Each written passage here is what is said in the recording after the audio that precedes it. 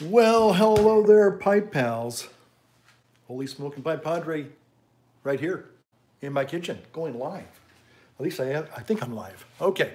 Speaking of live, I'm about to do something I've never done before.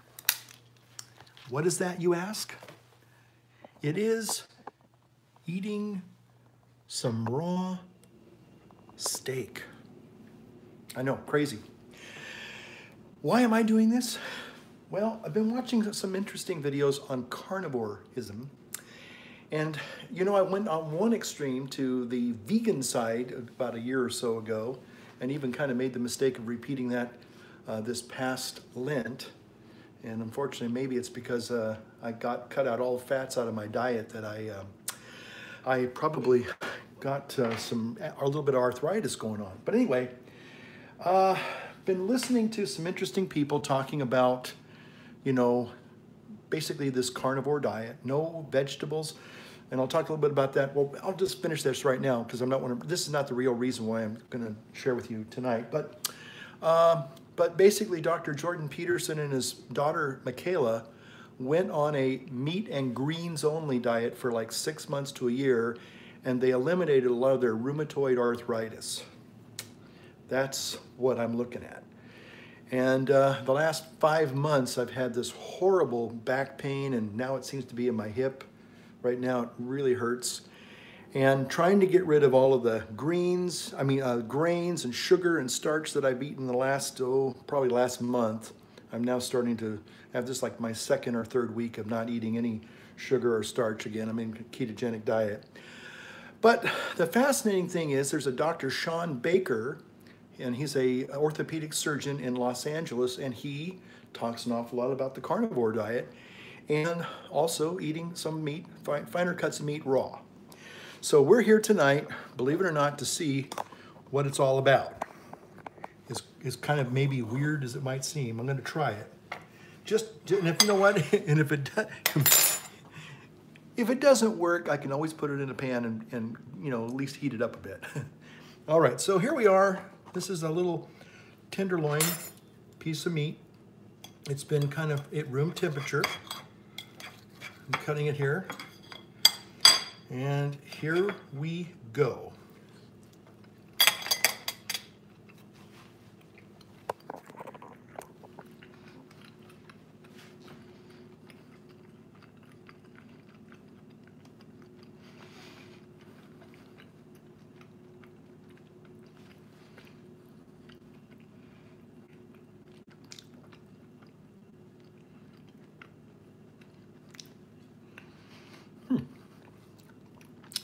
Okay.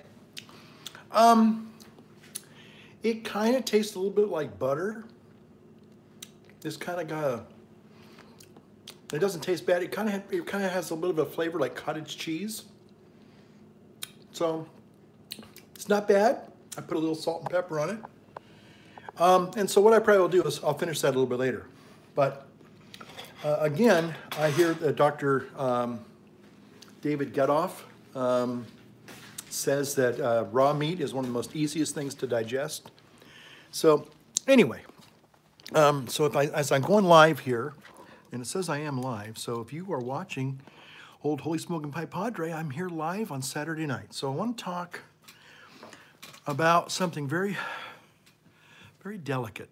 Even though I just shared with you my corny little carnivore experiment at eating raw meat. Like I said, it wasn't bad. I think I probably prefer to have it at least a little bit more cooked. I like raw, I like rare meat, but I don't know if I like raw per se. But it wasn't bad. It was just different. It was just a different texture, and so. But anyway, maybe I'll finish that, or maybe I'll just throw it in the pan and just kind of lightly grill it on either side, and then finish it off. But anyway, okay.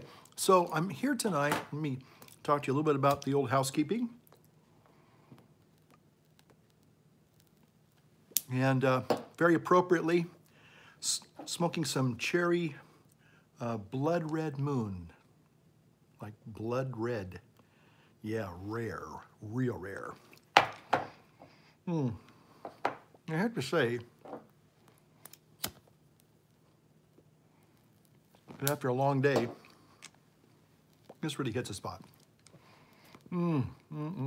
Yeah, so it's probably been 12, a little over 12 hours since I actually had breakfast. I had just a few little hamburger patties. They were cooked. About 8 o'clock this morning. I had 4 little burger patties.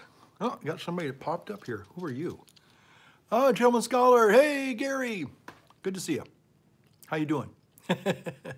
Good to see you. Jeffrey Greenberg. Howdy, Jeffrey. This is fun. Okay, so a few people are checking in. Nice to see you all. Okay, so I am enjoying a little pipe of Blood Red Moon. And, wow. Oh, okay. Jonathan Howard. Hello, Jonathan Howard. How are you? Good to see you. Man, that's good. I gotta tell you, I really am enjoying this.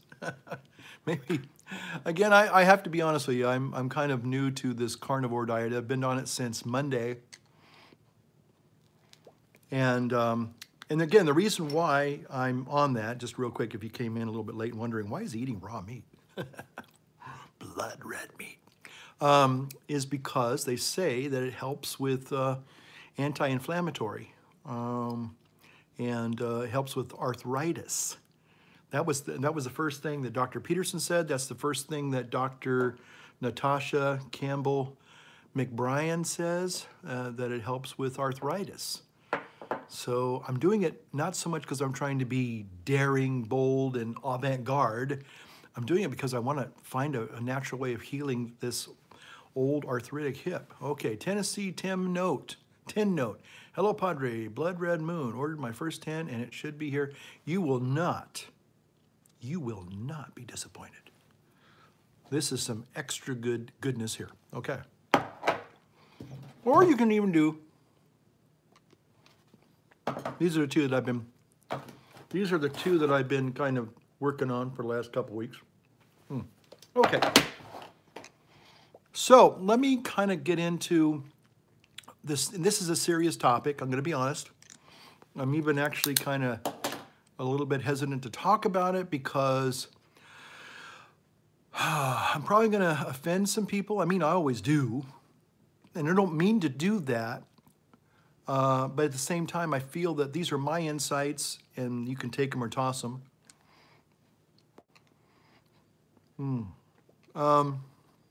If I had a cup of coffee with some cream right now, that would be excellent. But because I have to get up early tomorrow morning to celebrate Divine Liturgy and Mass, I'm going to probably I'm going to sans the coffee. Yeah, so we won't do that tonight. Okay. So I'm going to try and talk about the grand jury finding in, was it Pennsylvania? The pre-sex scandal thing. And this thing is kind of really blown up yet again. And I think we're just a lot of angry people, which they should be. Again, because I don't have children of my own, although I do have some children I consider kind of like my spiritually adopted kids and now grandkids. I'd probably be livid. I know I'd be livid. I'd probably want to murder somebody. Okay, I'll just be honest. I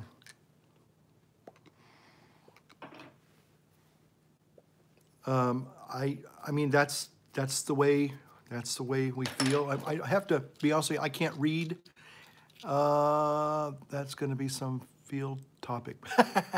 Yes, it is. Yes, it is. But guys, you know where I kind of don't shy away from these things. I try to be honest, at least. Try to be honest about it.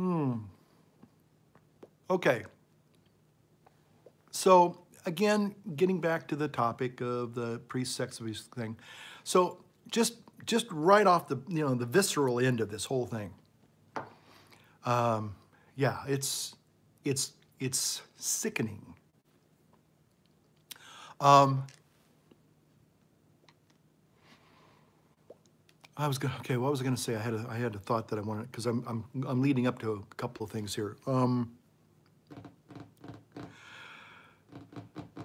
The human the natural reaction is to take, you know, it's to get these guys, get these molesters, get these pedophile guys out there. Is this the camera right there? Is that the camera? Okay, that's the camera. I got to talk to the camera. Okay, sometimes I'm over here, I'm looking into the, so sometimes I look like I'm not. So I'm going to try to take more conscious so I can really look at the camera, you know, i.e. looking at you.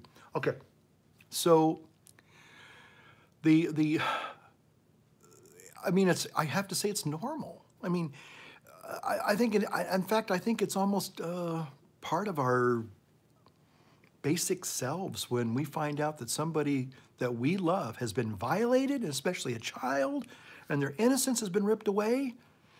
You know, taking those sons of a guns out there and, you know, there was a program, I don't know if it's on, you can see it on YouTube, the old programs, a guy named Chris Hansen, and he catches these pedophile guys. And what they do is they pose as 13-year-old either boys or girls online, and then the pedophile tries to make a date with them. And so they walk in and they'll see the little boy or the person they think is a little boy or a little girl, mostly it's little boys. And then just before they think they've got, oh, I hit the jackpot, in this walks this Chris Hansen guy. He's like 6'3", and you know he's a very manly, muscular guy, but he's in a suit and tie, and he goes, "Hey, have a seat, have a seat, buddy." And the guy probably knows that his life has been just irrevocably changed and altered. He has really messed up. And so anyway, they make this, and again, they put it on, I guess, national TV, ABC it was, I don't know. But anyway, basically, and this guy now is probably going to lose his job. He's probably going to be in a whole lot of trouble. And, but at least, you know, they make an example of him, okay? Before he can do anything truly wicked, there is no real child there that's in danger, because basically it's a setup to catch these pedophile guys.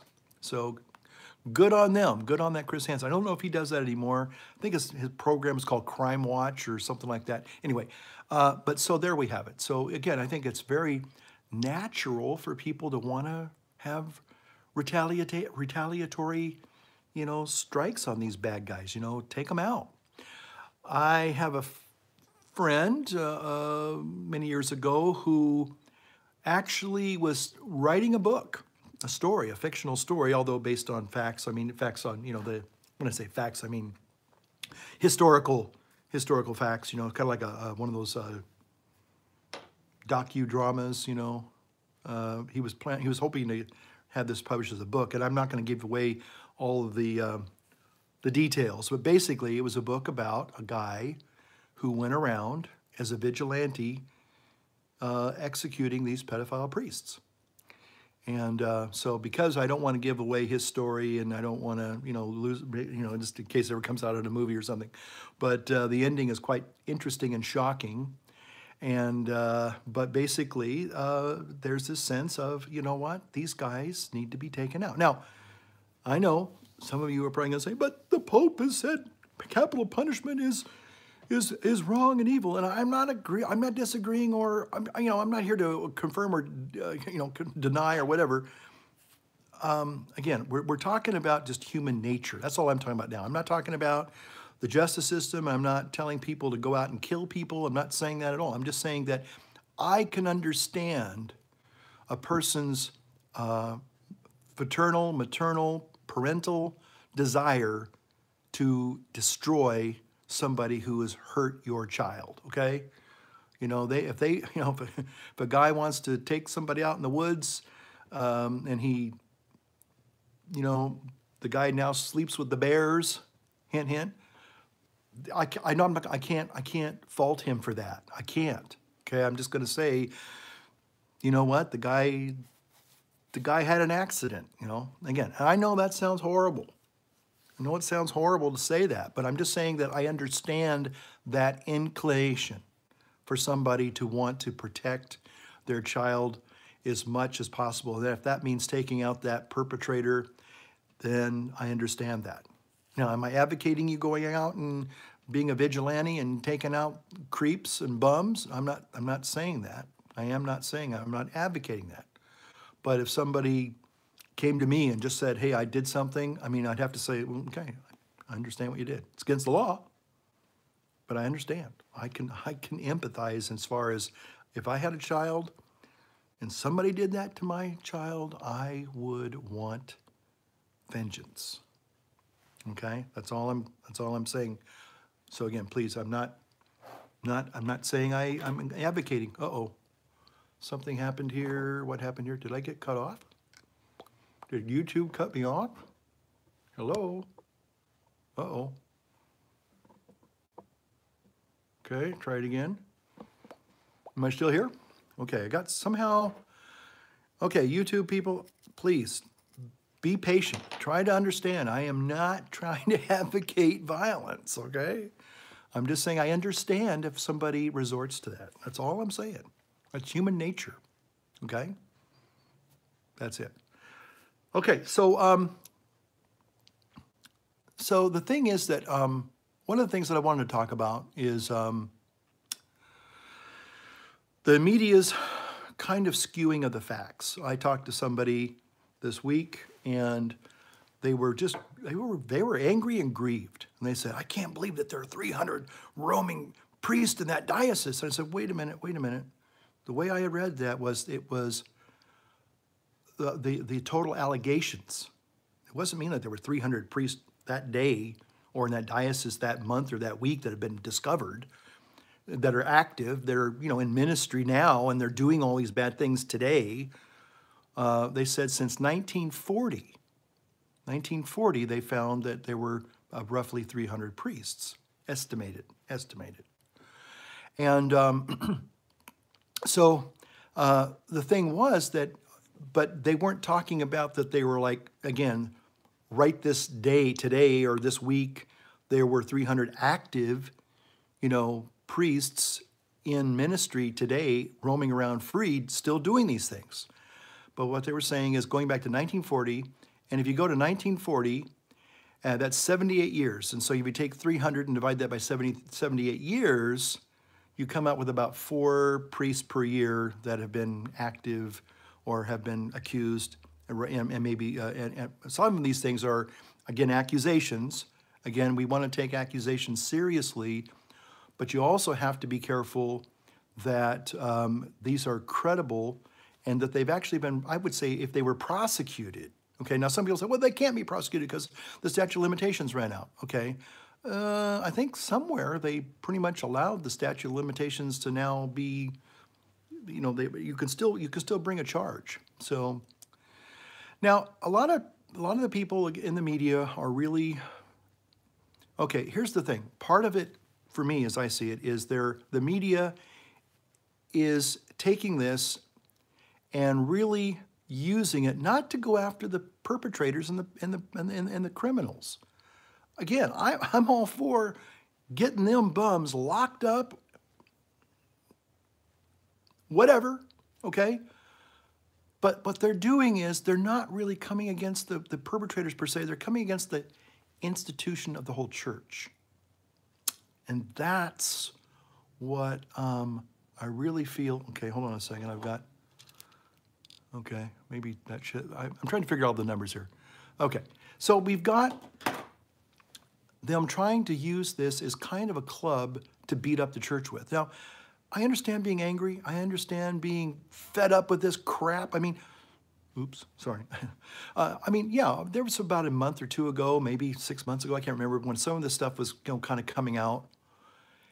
And I was driving around, and I have to say that I was really, really grieved and angry when I heard it. I said, what? This garbage is still coming out? Why? So again, I hear you. I get so fed up with the, you know, a guy that's doing this. You know, I'd like to go find that son of a gun and, oh, you know, again, I don't want to say I want to give into rage and hate, but I'm angry, you know. We all want to do something, but hopefully we do something that's constructive. But right now, there's just a lot of real bloodlust is up, okay? And again, I think I've kind of demonstrated that that's kind of a natural thing. I understand that. But we've got to kind of go beyond this so we can kind of try and at least address the problem. We've got to figure out a way to really effectively address the problem. And people think, oh, well, the Catholic, first of all, there's a lot of people out there that just hate Catholics. Okay, if they hate Catholics, they hate Catholics. There was one person and a person that I watch on YouTube quite a lot. I won't mention the name, but they were today, and they were just pretty much coming against the Catholic Church and, oh, the evil Catholic Church and blah, blah, blah, blah, blah, blah, blah, blah, blah. And they were Protestant, and they were kind of like, well, we don't have those problems in our church. Oh, yes, you do. And you've had other problems. You know, they go, well, they need to let priests get married. Celibacy has nothing to do with pedophilia, okay? In fact, I want to argue later in the video that it probably is the only antidote that probably might actually have some bearing in reality. But the thing is that people are blind to see the fact that pedophiles, child molesters, are all walks of life. Say it with me. School teachers, coaches, doctors, you know, family members. Okay, if you compare just the statistics of just school teachers that have molested children to the group of Catholic priests, you would find that school teachers, believe it or not, would statistically would be a higher number than Catholic priests. Now, of course, you know, you'd say, well, there's more teachers in the world. Well, that's true. But again, everybody wants to make this just a Catholic priest problem, and it's not. It's all walks of life. It's all walks of life. So anyway, let me get this old pipe going again. So far, I haven't died of eating that raw meat. So we'll see what happens later when I eat the rest of it. It wasn't that bad. It was okay. Kind of, well, I pre-seasoned it with salt and pepper. It wasn't bad. Maybe it's an acquired taste. Okay. I digress. But here's the problem as I see it, is that we have to begin to kind of, okay, people say they want a solution to this. They want, you know, and now again, I have to say, without sounding like I'm beating up on victims, because I'm not, but for example, when people, you know, they get really, oh, the Catholic Church needs to be destroyed, you know, I see that on a lot of these comments. The Catholic Church needs to be outlawed. The Catholic Church needs to be, all those, one guy said, everybody that's a member of the Catholic Church is culpable of this evil. You're all guilty. Well, that's kind of a social justice warrior trip, and I'm sorry, I disagree with that. Why do I think the Catholic Church is targeted for this coverage? Well, again, I'll explain that one now, if I can. Well, because we do have moral teachings that the rest of the world is uncomfortable with.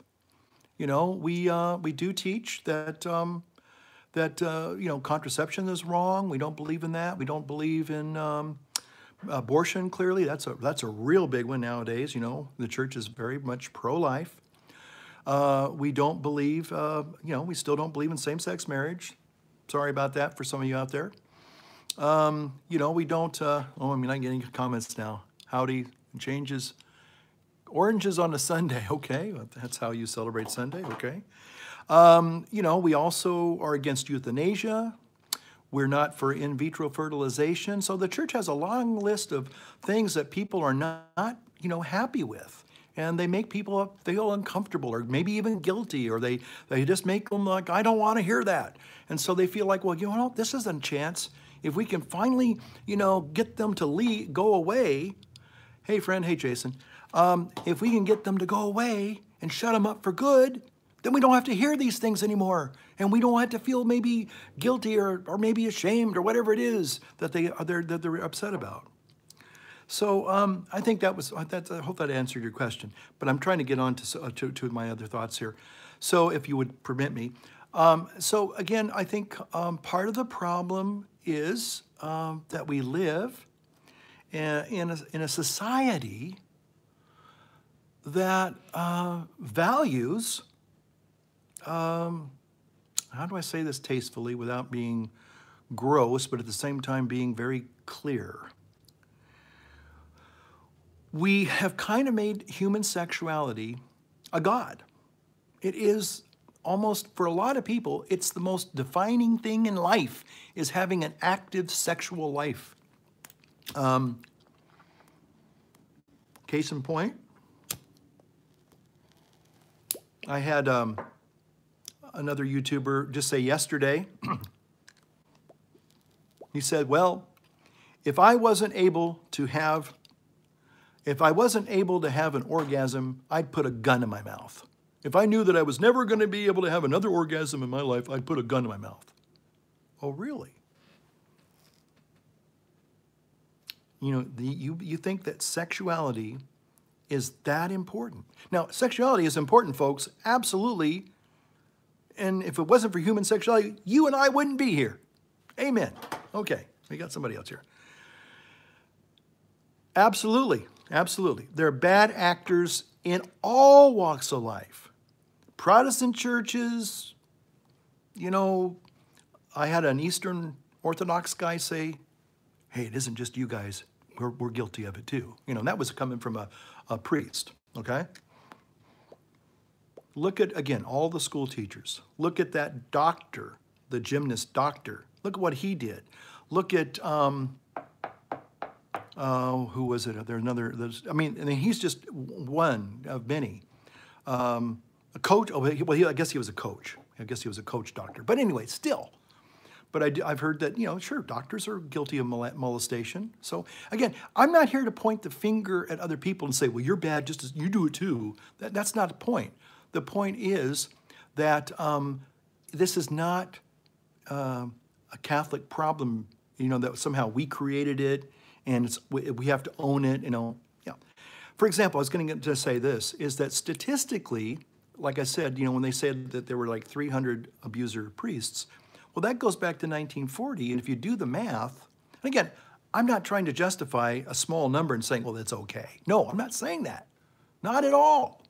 But what I am saying is if you take that 300 number, and again, that's an estimated number. Now somebody goes, yeah, it could be a whole lot more, but it could also be a whole lot less. A lot of people are falsely accused, okay? So if you take that number, that 300 number, not to be confused with the movie 300, that's a great movie, by the way, and maybe we need to have more 300 type guys in the priesthood. Yeah, you know. You know, what was that line in the movie where it say, Spartans, put down your weapons. And the Spartan guy goes, come and get them. Love that line. Come and get them. They're all yours. Just come and get them. Is there a Spartan fan out there? I wonder if the church allowed priests. No, again, we're going to get to that.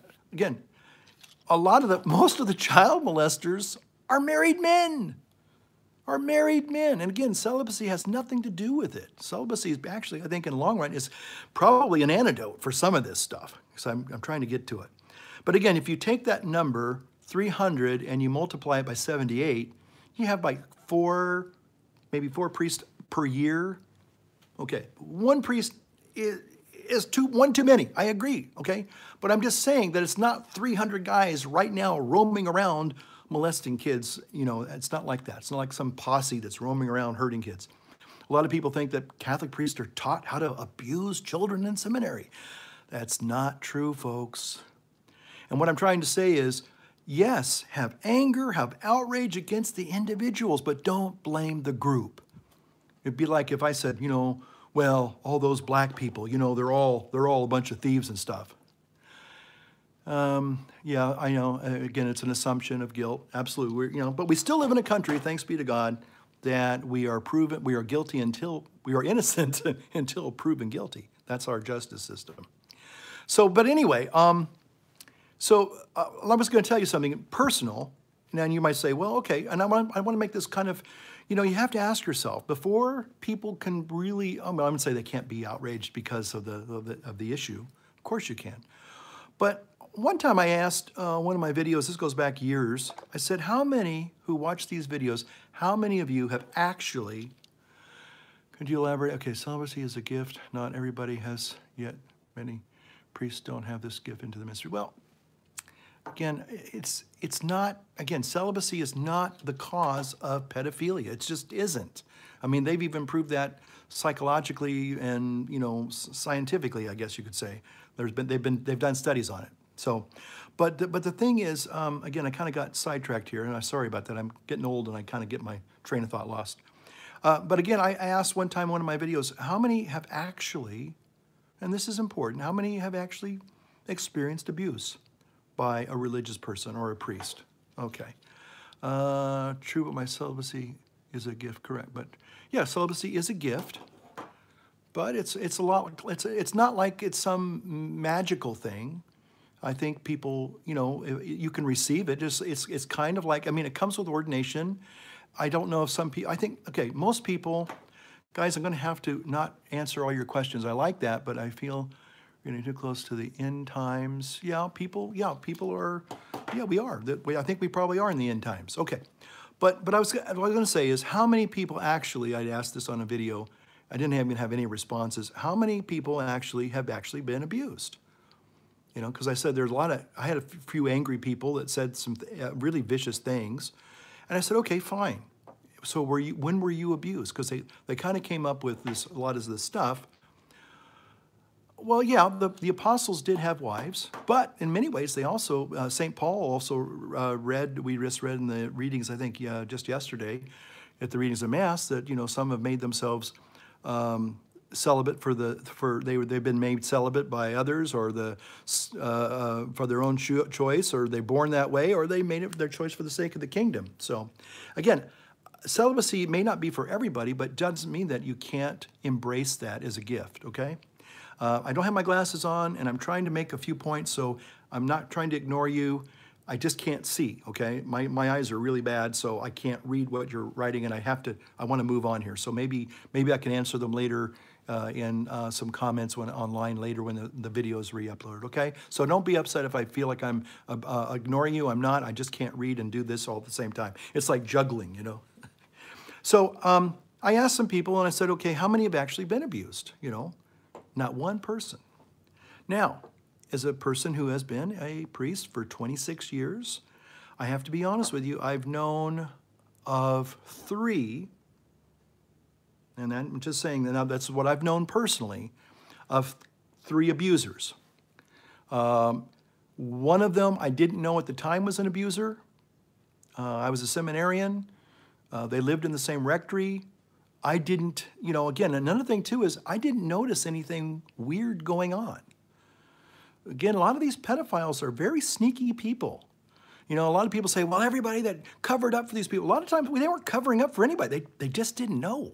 Now, again, that's not true for bishops, but there's another reason I'll bring up about that if I have time to maybe explain that. Not giving them an excuse, but kind of explain it.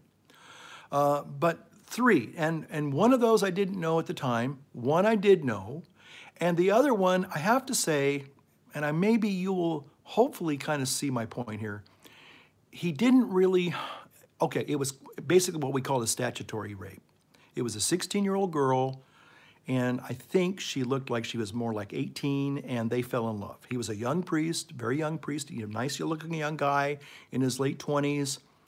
And so all I'm saying is that, I'm not making excuses for him. It was clearly wrong. It's a violation of his vows.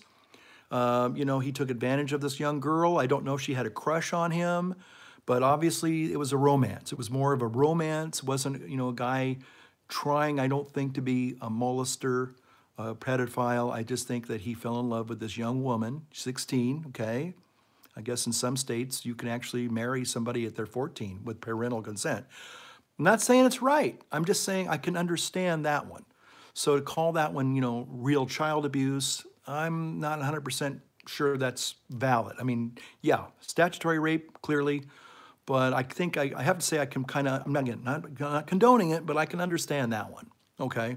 Forgive me if if you feel that I'm giving somebody a break. And that person went to jail, by the way. He's in jail right now as we speak. The other two guys, one went back to Mexico, and don't hear me saying that all Mexican priests are rapists and pedophiles. I'm not saying that, okay? And the other one's dead, okay? And those are the only three that I personally knew about. And again, one at the time I didn't know, the other one I did know, and I did say something, by the way. And then the third one I didn't know about, other than it was a friend of mine that kind of knew this person very personally, and that's how I knew it. And then I heard about the story as it broke in the news. Okay, so make of that what you will. But again, I sometimes think when the press reports these big numbers, you got to be careful in how you really, you got to take that and make sure that you understand what's really being said. Because again, this one person, they said, oh, I can't believe that there's 300 priests that are going around today of molesting kids. I said, but that's not what it really is. So anyway, the bottom line was that we have to be careful what the numbers say. And again, so the media is not, shall we say, they're trying to use this again as a weapon to beat up the church. So here's part of the problem that, as I see it. Again, the world has made human sexuality this wonderful toy. Everybody needs to have sex. Everybody has to be having some kind of release for sexual pleasure and gratification. You know, we really made it into a god. And I think that's where the problem is that, you know, human sexuality is, yes, just like celibacy is a gift from God, human sexuality is a gift from God. Marriage is a gift from God, okay? And it has a proper place. But it's not the end-all and be-all, and yet our modern media has made it sound like if you're not having sex, if you don't have a sexual life, you're nothing. You're a nobody. Unfortunately, that's the message that the media kind of sends out there. Man, if you aren't having some kind of, you know, toe-curling, you know, orgasmic relationships on an ongoing basis, then you're a loser. You're a nothing. You know, you need to, you know, reevaluate your life. And I'm kind of thinking, no, there's a lot more to life than sexual satisfaction. You know, there's clearly a lot more to life. I mean, you know, friendships and loving people and, you know, trying to be the best version of yourself and discovering new things in life. I mean, human sexuality, yes, it's a wonderful thing, and it's to be shared in the sacrament of holy matrimony, okay? But unfortunately, in our world and in our life, we have made now human sexuality the end-all and the be-all. Now, I know I'm going to probably get into some trouble here, but I'm going to just say it as I see it. Perhaps, again, part of this has to be, a lot of this problem has to be, you know, leveled at the church, the corrupt individuals that did it, and the bishops that covered up for it. Now, one thing I do want to say about this, I've been wanting to say this too. Again, it's not giving an excuse, it's giving an explanation of why, in the beginning, you know, decades ago, the policy was you believe it or not, we still believe in the rehabilitation, and we do believe, do I dare say it, the F word? No, it's not that word. It's the forgiveness word, okay? And when this goes back to probably the 40s and the 50s and the 60s and the 70s even, maybe the 80s, before this all became more scandalous and less tolerable. It should never be tolerated. But the thing was that they looked upon a pedophile priest, as having a sickness, an illness. And they thought, okay, this was wrong, this is bad, you know, and they did, believe it or not, again, they did try to address the problem most of the time. Most bishops were sensitive enough and compassionate enough to listen to the victims and try to figure out, okay, how can we help them, okay? Now, a lot of these victims are just angry. I understand them being angry. I understand them being rageful, but they have to come to a point where you have to be realistic. What is it that you really want? And 90% of them, what they want is they kind of want to just, they want to kick the church to the curb. They really want to, you know, give one to the old church, get rid of it, you know, because, hey, you know, let's get rid of it. Well, that's not going to happen, and that's not realistic. And that's not, to be honest, that's not the answer, okay? Again, you're trying to blame a group of people for the misdeeds of some individuals. And, if we treated other groups that way, we would be called bigots and prejudiced, as we rightly should be. So the bottom line is that, you have to be careful how you how you feed into your bloodlust there, Mob rule, mob justice is not justice at all, okay? So, but the reason why the bishops, and I'll explain this one, again, they weren't trying to, I wouldn't say per se cover things up, because that's what they're trying to cover it up, They were trying to rehabilitate a poor soul who had done some horrible things, but at the time, it wasn't, again, you have to remember that even though these were crimes, they weren't looked upon quite the same way, with the same kind of feeling. I mean, they knew about this. The police departments knew about it. The social workers knew about it. People knew about it. But it was sort of like, they kind of looked the other way because it's sort of like drinking and driving to some extent. You're guilty, but well, let the guy go. And don't. He's not a bad guy. He just has a problem. That's how they kind of looked at it, and they thought, well, maybe, okay, he's remorseful, he's contrite. Let's give him a second chance. But as trying to hide things, I don't know if that was necessarily the raison d'etre originally. And the other thing, too, is let's be honest. How many of us in our families, our personal lives, when we have something that might be scandalous if the rest of the world knew about it, do we not naturally want to, you know what, why don't you give us a little bit of privacy to deal with this, work it out?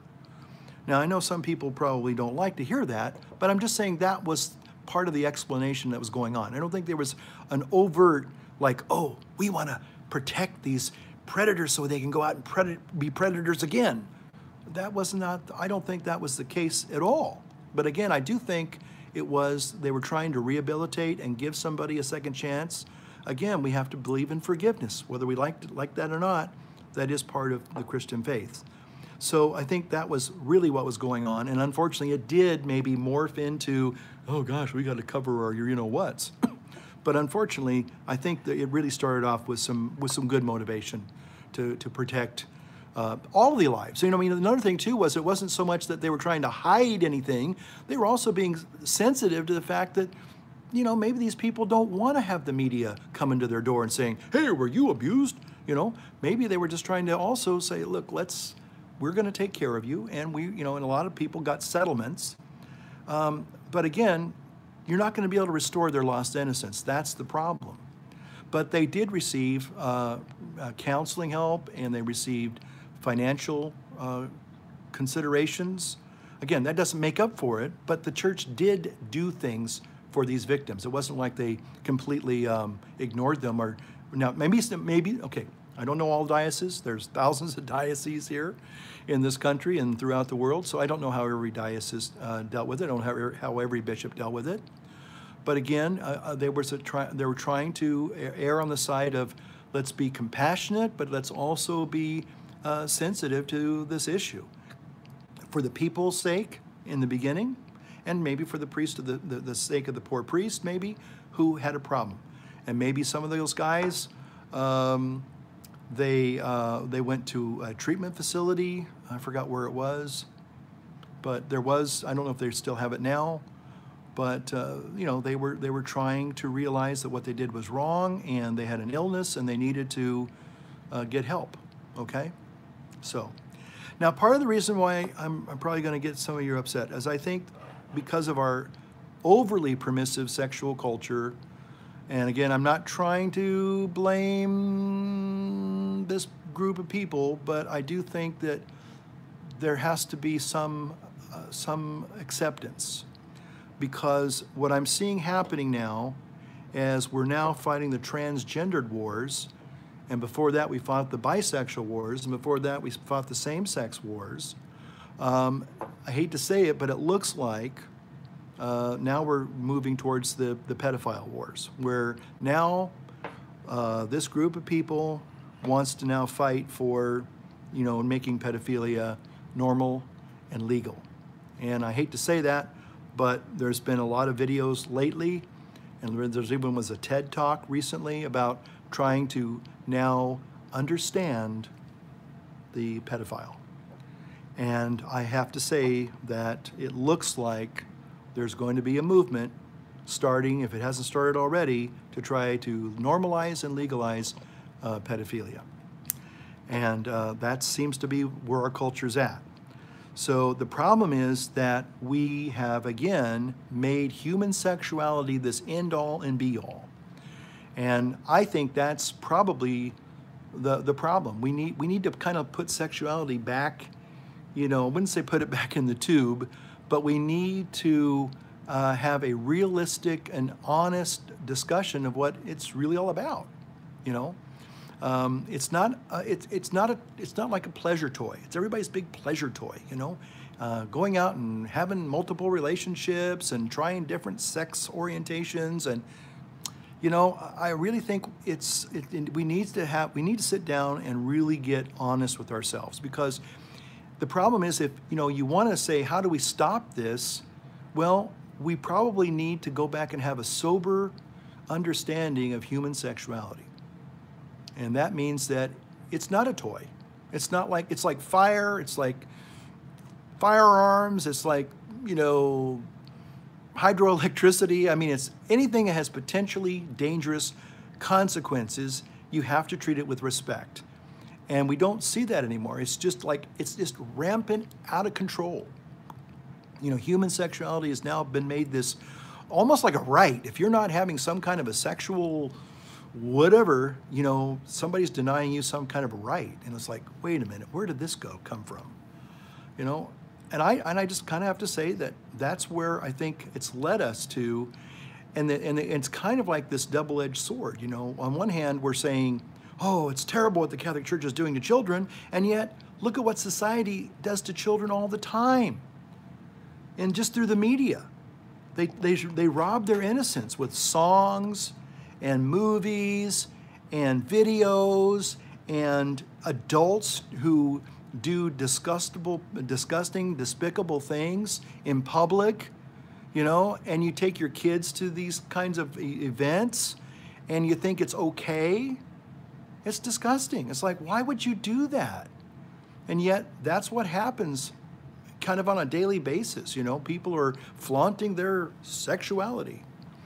And that's why I think that, people say, oh, well, priests should be allowed to be married. Well, again, married men are probably the greatest number of pedophiles and molesters in the world. I think human sexuality, it needs to be seen as a really wonderful gift given by God. Placed in its proper context in the sacrament of matrimony, it's beautiful, and it brings forth life. That's why the church teaches what she teaches. And the thing is that a lot of times people now, they want to say, oh, well, see, look at all those priests. They weren't being celibate. They were being pedophiles. They're being molesters. Well, and some of them, sickening as it is to admit, yes, they were. And God will deal with them. And I hate to say this. I know it sounds like I'm being a bit vindictive here to say this, but some of the notorious pedophiles went to prison. They're not there anymore. And no, they didn't get an early release. Well, they got an early release, but it wasn't the one they were planning on. They got some justice. They got some jail justice. That's all I can say about that. Again, I'm not condoning it, but at the same time, being a former prison chaplain, I can tell you that the two lowest inmates. I mean, everybody that's in jail is an inmate. You're all an inmate. You all wear prison blue. But the ones that molested children and were rapists, those were the ones that even the inmates couldn't stand. And that's why, at least the prison I was at, they had a protective yard. And so some of them, they knew that if they got released in the general population and their crime was found out, they're done. Just some night they're gonna die. So anyway, but we need to kind of reclaim the beauty of human sexuality, and that can only be done when we embrace, I think, the teachings of God. God made human sexuality as a beautiful thing, but He made it for a purpose to bring forth life, and yes, to bring forth unity between the married couple.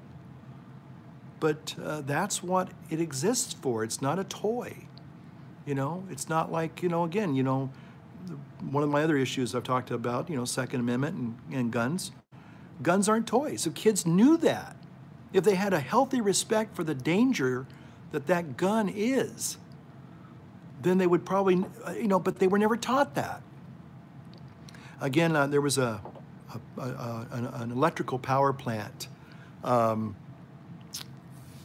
in my hometown, and to be honest, it kind of looked like it would be kind of a fun place for kids to go swinging around, climbing on things. Kids love to climb, and it was very clear, danger. Danger, it said, electricity, and shows these little, kind of like these little stick figures being electrocuted, and they're dying. And they made it very scary, though, even though it was kind of maybe tempting to think about, oh, I want to go play there, like an 8-year-old or 6-year-old, or even 12-year-old, oh, let's go play on those bars.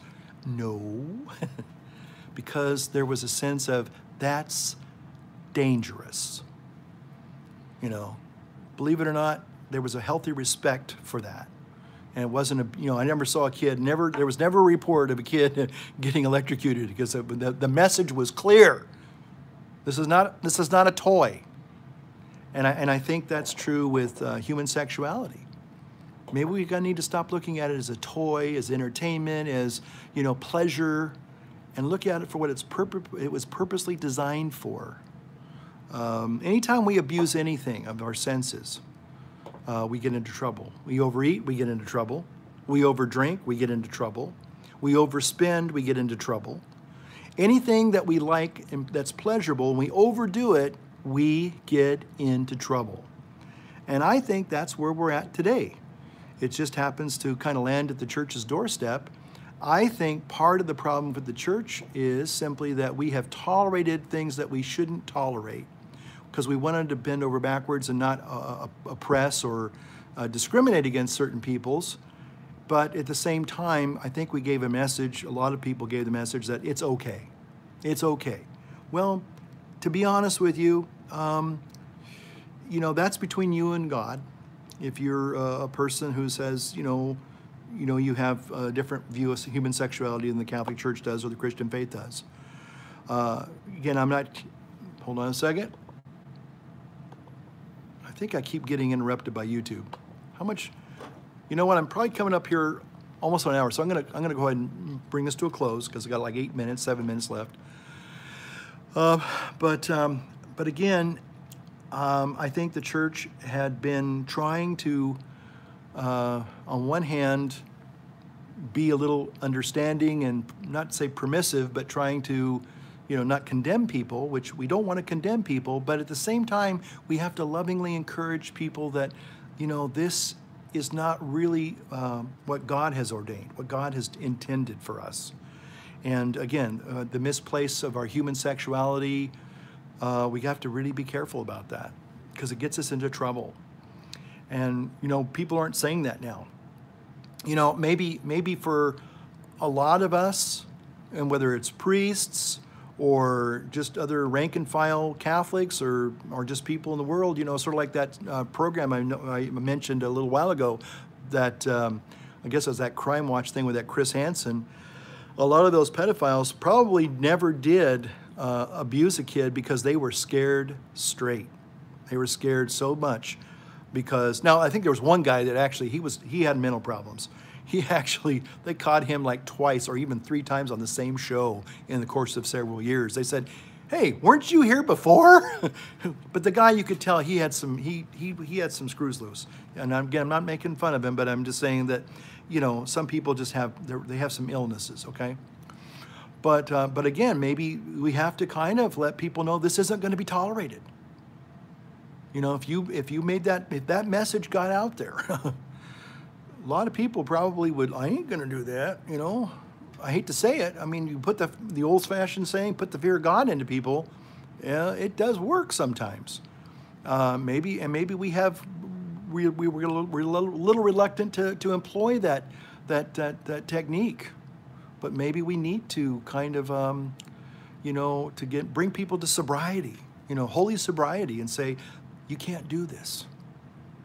Because that when if you ever watch that movie, that TV show, man, that guy's life is ruined because of what he did. Now, he didn't do the whole deed, but he would have if he hadn't had anybody there to protect the child and to arrest him, basically.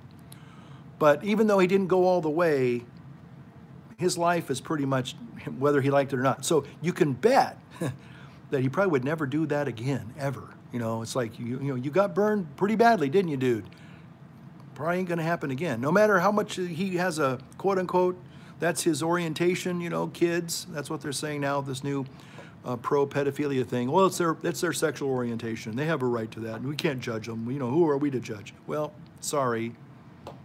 I don't think that's going to work, guys. Sorry. I know some of you might be upset at me saying that, but